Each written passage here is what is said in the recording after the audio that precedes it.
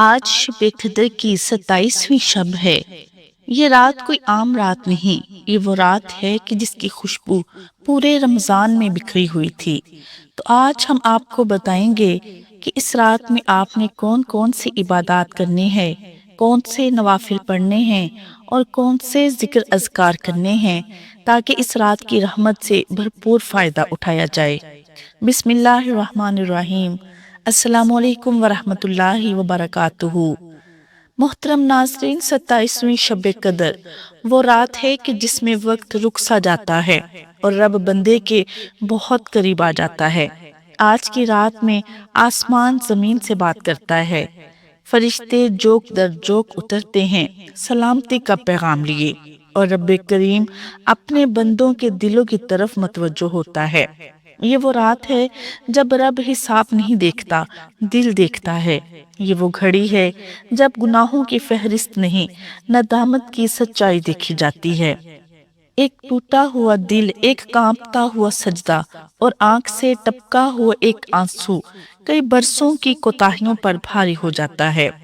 27वीं शब कदर हमें याद दिलाती है कि अल्लाह कभी देर नहीं करता, हम ही देर कर देते हैं। आज अगर दिल बोझल है तो यही तो कबूलियत की निशानी है। आज अगर आंख नम है तो यही तो अल्लाह का बुलावा है।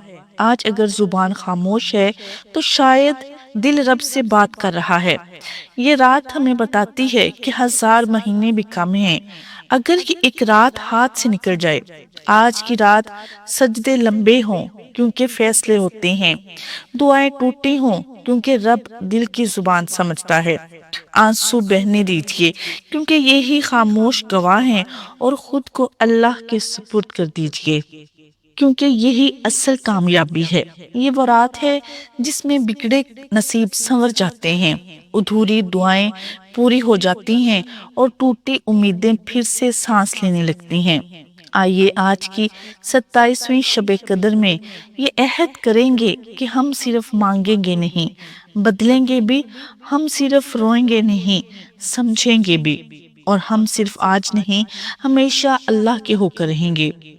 ऐ अल्लाह, अगर ये शब कदर है तो हमें महरूमों में शामिल ना फरमा, हमारे गुनाहों को माफ फरमा, हमारी दुआओं को कबूल फरमा, हमारे मुकद्दर संवार दे और हमें अपनी खास कुर्बत अता फरमा। आमीन या रब्बुल आलमीन। तो नासरीन, अब आगे बढ़ते हैं और आपको बताते हैं कि इस रात आपने इबादत कैसे करनी है। मुकम्मल तरीका मैं आप लोगों को बताने जा रही हूँ। नवाफिल कैसे पढ़ने हैं। बहुत से लोगों के जहन में यह सवाल होता है कि नवाफिल पढ़ने का क्या तरीका है, नियत कैसे करेंगे, कौन सी सूरतें पढ़ेंगे, कौन सी दुआएं हमने इस रात में पढ़नी है, कौन सी तस्बीहात, कौन से वज़ाइफ हमने करने हैं। इस रात में इबादत करने का क्या तरीका है, ये रात हमने कैसे गुजारनी है, मुकम्मल तरीका मैं आप लोगों को बताने जा रही हूँ। नासरीन, ये रात बहुत ही फजीलत वाली, बहुत ही बाबरकत रात है। इस रात में हमने खूब इबादत का एहतमाम करना है। इबादत के साथ हमारी ये रात गुजरनी चाहिए, क्योंकि ये वो रात है जिसके बारे में कुरान मजीद में अल्लाह ने इरशाद फरमाया, लैलतुल कदर, कि ये वो रात है जो 1000 महीनों से अफसल है।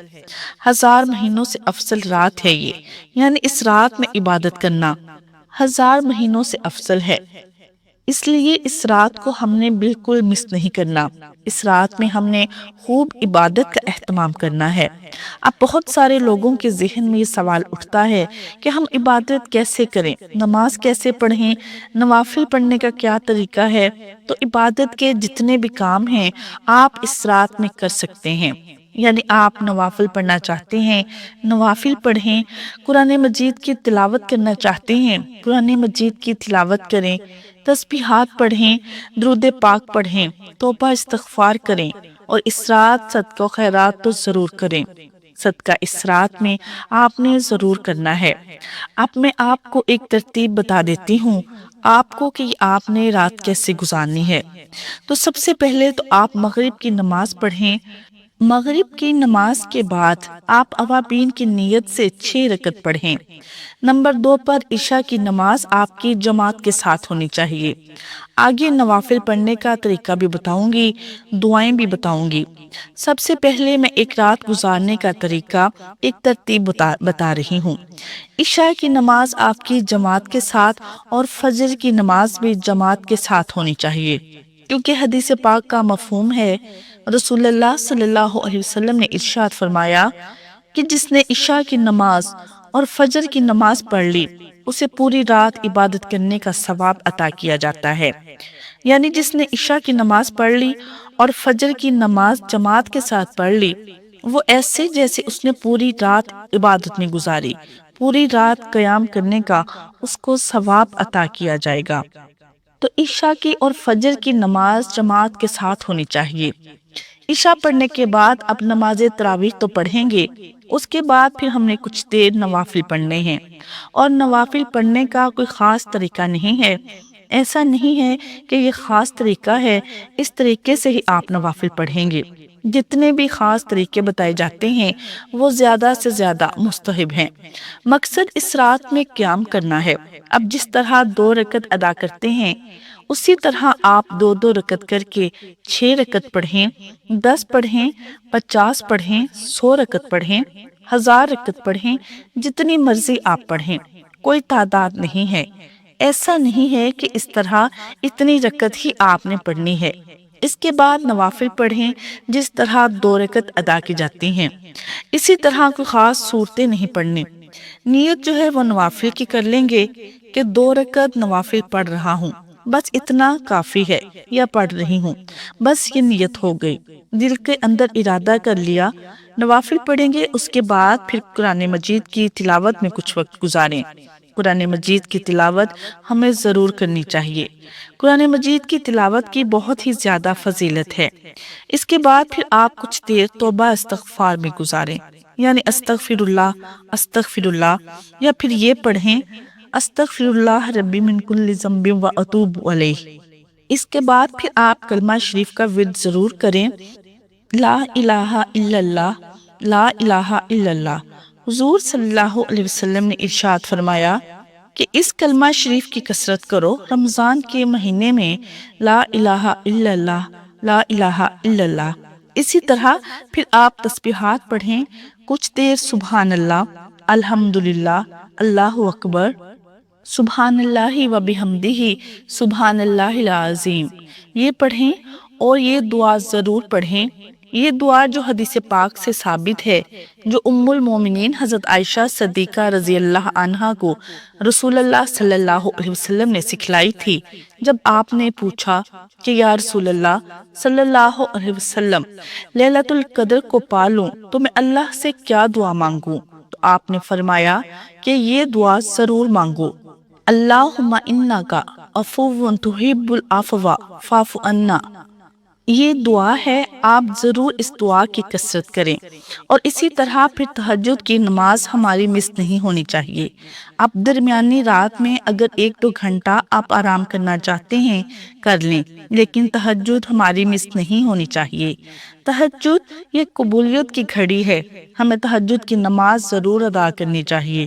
اس وقت گڑ گڑا کر رو کر اللہ کے سامنے اپنے گناہوں کی بخشش مانگیں، اپنی مغفرت مانگیں، اپنے مرحومین کے لیے مغفرت مانگیں۔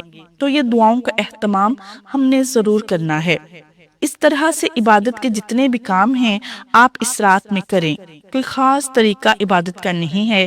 قیام کریں، قرآن مجید کی تلاوت، تسبیحات، درود پاک جو بھی آپ پڑھنا چاہتے ہیں، جس میں بھی وقت لگانا چاہتے ہیں، کچھ دیر نوافل پڑھیں، کچھ دیر قرآن مجید کی تلاوت، کچھ دیر تسبیحات، کچھ دیر درود پاک، اور اسی طرح کچھ دیر کلمہ شریف کا ورد، کچھ دیر استغفار، کچھ دیر آپ دعاؤں میں لگائیں۔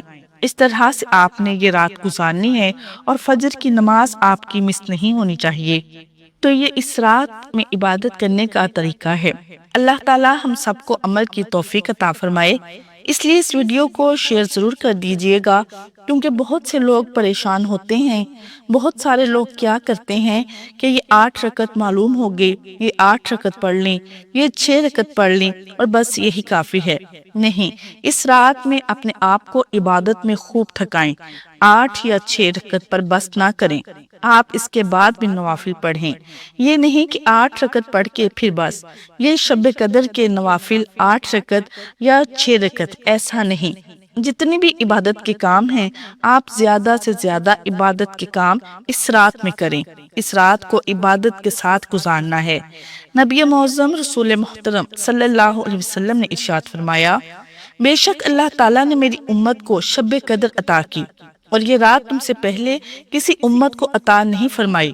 اسی طرح حضرات صحابہ کرام نے جب حضرت شمعون رحمۃ اللہ تعالیٰ علیہ کی عبادات و جہاد کا تذکرہ سنا تو انہوں نے حضرت شمعون رحمۃ اللہ تعالیٰ علیہ پر بڑا رشک آیا اور مصطفیٰ جان رحمت صلی اللہ علیہ وسلم کی خدمت بابرکت میں عرض کیا، یا رسول اللہ صلی اللہ علیہ وسلم، ہمیں تو بہت تھوڑی عمریں ملی ہیں، اس میں بھی کچھ حصہ نیند میں گزرتا ہے تو کچھ طلب معاش میں، کھانے پینے میں اور دیگر امور دنیاوی میں کچھ وقت صرف ہو جاتا ہے، لہٰذا ہم تو حضرت شمعون رحمۃ اللہ تعالیٰ علیہ کی طرح عبادت کر ہی نہیں سکتے، یوں بنی اسرائیل ہم سے عبادت میں بڑھ جائیں گے۔ امت کے غمخوار آقا صلی اللہ علیہ وسلم یہ سن کر غمگین ہو گئے۔ اسی وقت حضرت سیدنا جبرائیل امین علیہ السلام وحی لے کر حاضر خدمت بابرکت ہوئے اور تسلی دی گئی کہ پیارے حبیب صلی اللہ علیہ وسلم رنجیدہ نہ ہوں۔ آپ صلی اللہ علیہ وسلم کی امت کو ہم نے ہر سال میں ایک ایسی رات عنایت فرما دی ہے کہ اگر وہ اس رات میں عبادت کریں گے تو حضرت شمعون رحمۃ اللہ تعالیٰ علیہ کی 1000 ماہ کی عبادت سے بھی بڑھ جائیں گے۔ معزز ناظرین، یقیناً یہ رات منبع برکات ہے۔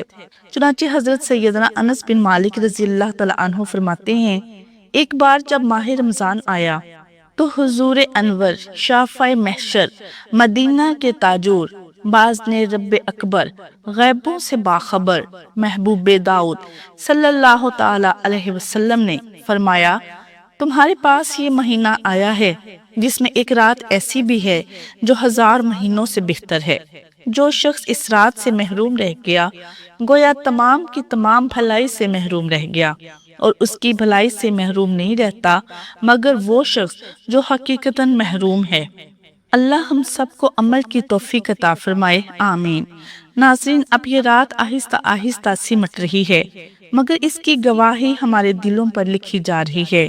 شاید ہم نے سب کچھ لفظوں میں نہ کہہ پایا ہو، شاید آج آنسو ہی ہماری دعا بن گئی ہوں، مگر رب وہ بھی جانتا ہے جو دل نے خاموشی میں کہا۔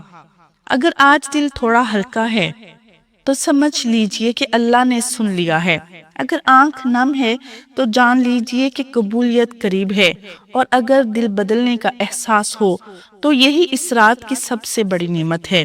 یہ رات گزر جائے گی مگر دعا ہے کہ اس کا اثر نہ گزرے، کہ ہماری نمازیں زندہ رہیں، ہمارے دل نرم رہیں اور ہماری زندگی اللہ کی رضا کے گرد گھومتی رہے۔ اے اللہ، اگر یہ شب قدر ہے تو ہمیں اپنی رحمت کی چادر میں لپیٹ لے، ہماری کوتاہیوں کو معاف فرما، ہماری زندگیوں کو سنوار دے اور ہمیں اپنے قریب رہنے والا بندہ بنا لے، آمین۔ ناظرین، ویڈیو پسند آئے تو لائک شیئر ضرور کریں۔ جزاک اللہ خیر۔